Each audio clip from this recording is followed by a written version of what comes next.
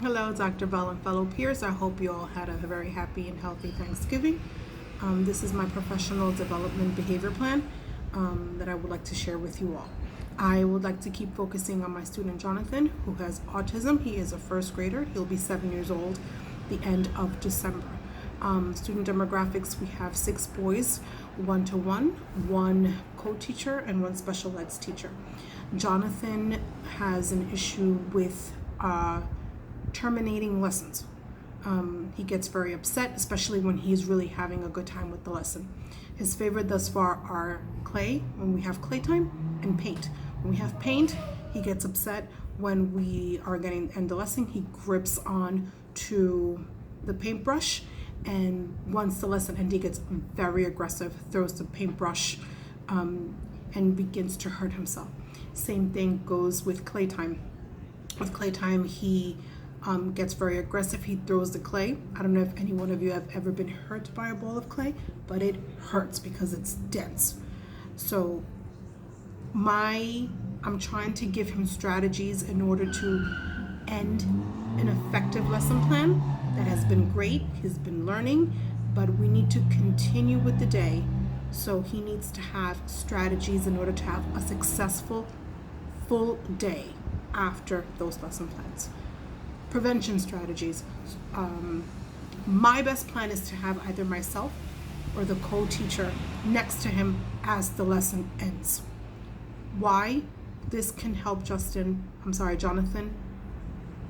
This can help him transition versus just stopping and clutching and hurting.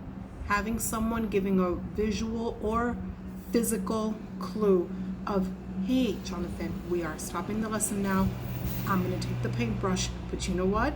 If you transition well, if we do this well, during recess, you can take the next 5 minutes to play, the last 5 minutes of recess to paint, or the last 5 minutes to do clay.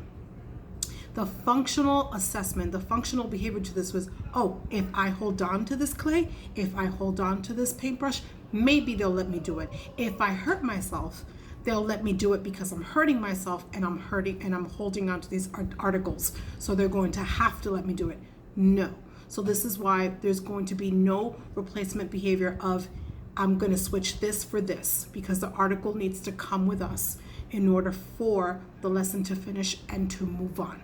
If we give him a replacement article, it is going to prolong the behavior because he feels he's going to get a chance to keep painting, a chance to keep molding the clay. So we're not doing a replacement article.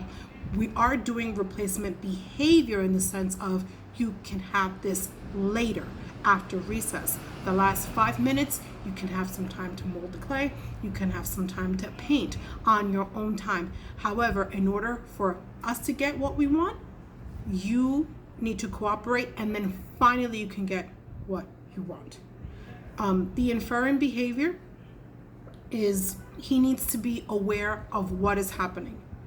It is a matter of knowing, being aware.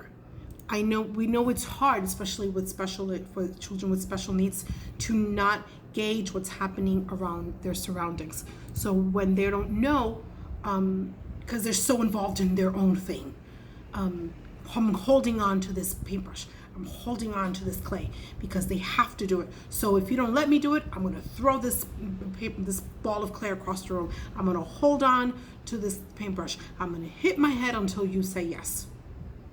That's not what we're doing. It's always hard to show a child that this is not the it's hard to show a child that this is not what we do. We get very sad. As adults, we all get very sad when things have to end. And I think this is the lesson that they have to know. But you will get an opportunity to do it again. And this is the replacement behavior. You will get a chance to do it again. Is this going to be easy? And upon my reflection, no. But this is something that we have to work on as teachers, as a community, because they're going to go out there. They're going to do things. One of the issues that I saw in the Elijah video was the student that I chose, Justin, he wanted the computer and the computer wasn't working, so the teacher gave him the iPad or the iTouch as an option, In life, we're going to get options. And I think this is one of those things that we have to show our children with special needs, that there are options. You are going to have options, but in order for you to get those options, you have to cooperate. So in complete reflection, I am confident this will work. I am confident that Jonathan will achieve letting go of the paintbrush, not throwing the clay when the lesson ends, and he will transition to a next lesson. Goodbye all.